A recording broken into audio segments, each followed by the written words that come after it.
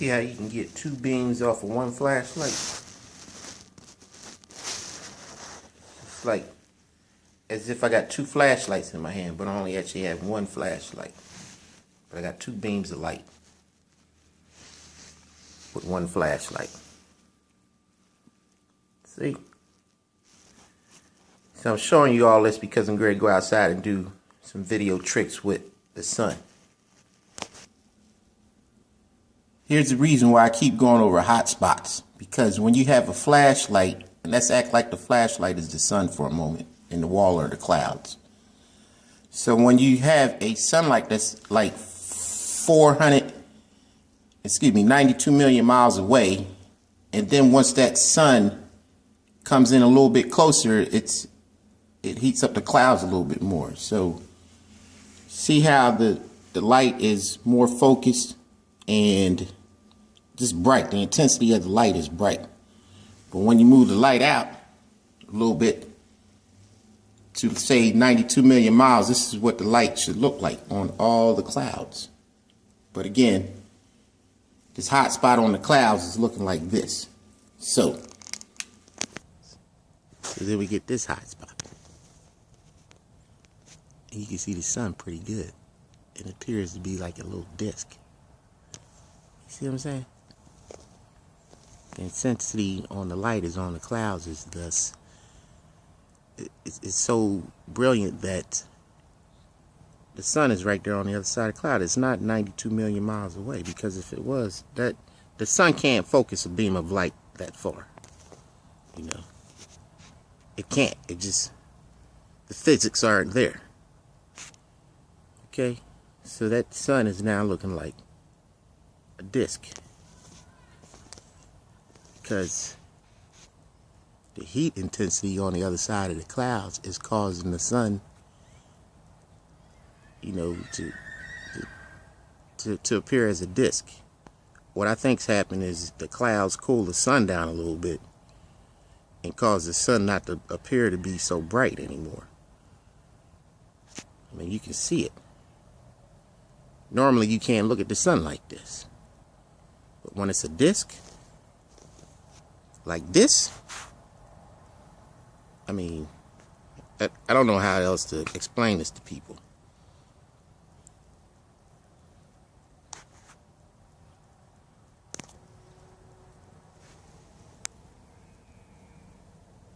Just wanted to get a bird in, trees, and then the sun. That's the sun doing its thing. It's not the moon. It's not some sort of computer graphics. It's just the sun being cooled down to where you can, you know, look at it without really, you know, burning your eyes. So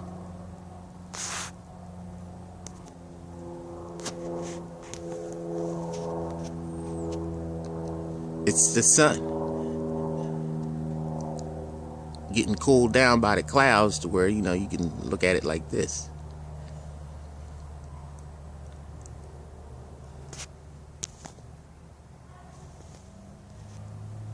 Yeah.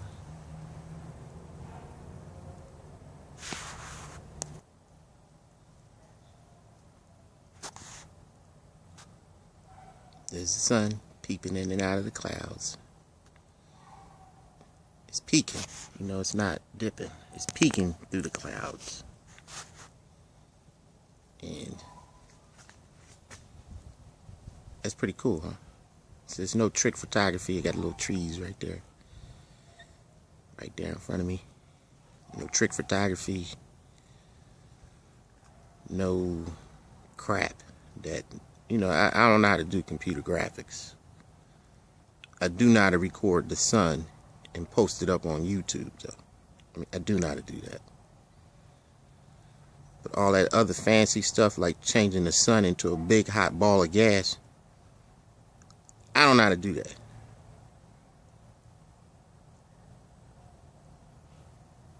So just let this marinate for a little bit and just enjoy it. This is the best I can do for right now with the technology that I have available to me. You see? Isn't that cool?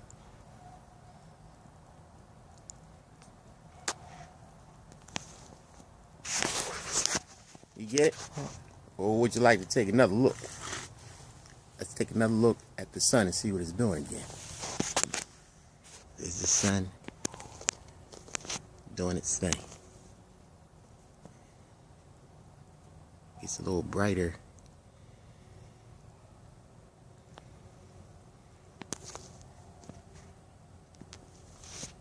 Yeah, you see it? Now what I think is happening is that the clouds are cooling the sun down where you can see it like that. You know.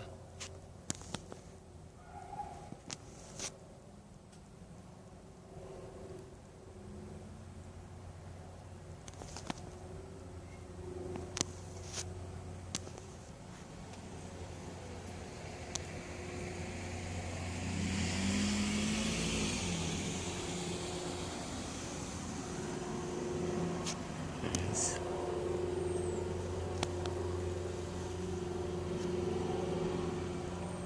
That's good, huh?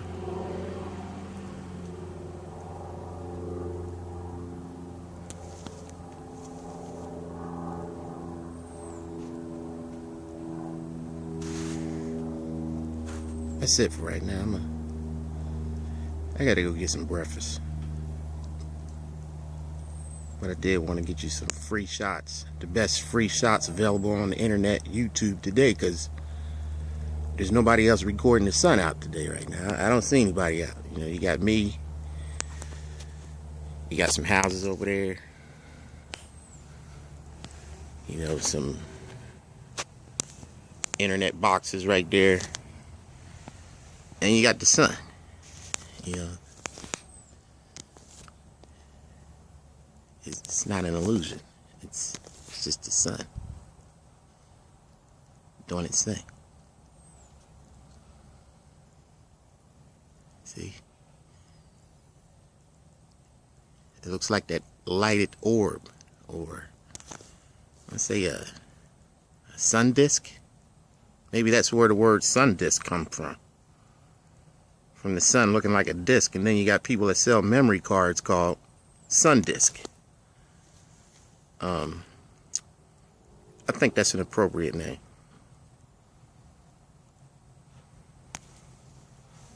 So I'm standing right here, front steps of my house, recording the sun again. And the thing about it is that the sun has always been like this. I was just brainwashed to think that it wasn't. So the other day I'm sitting in the dentist chair, and he's telling me how he's going to extract my tooth.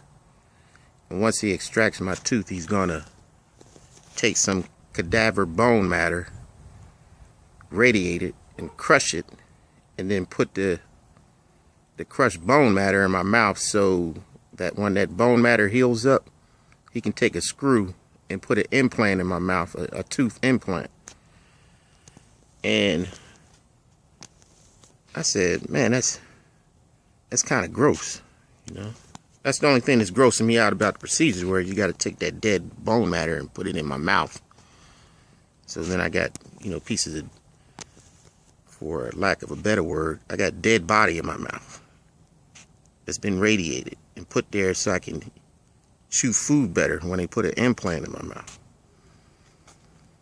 Now, at first, it grossed me out.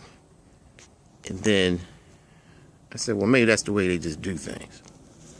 Now, I'm telling you this story because of, you know, the globe earth model.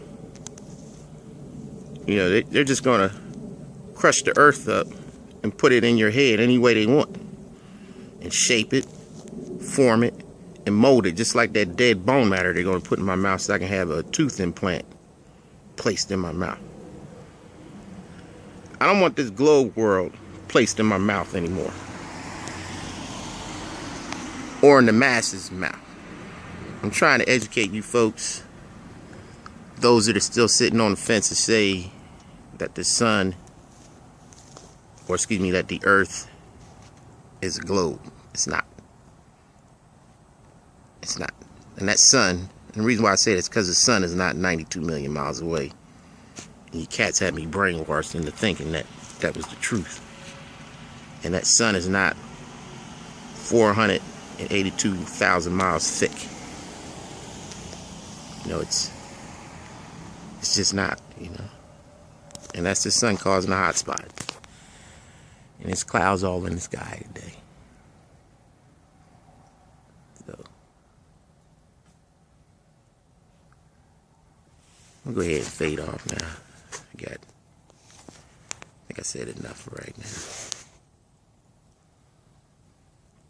Hope you enjoyed. Hope you learned something. Keep watching. I'll get some more videos until someone gives me a bag of money or a bag of bullets and tell me, hey, shut that down. Alright? Let's get out.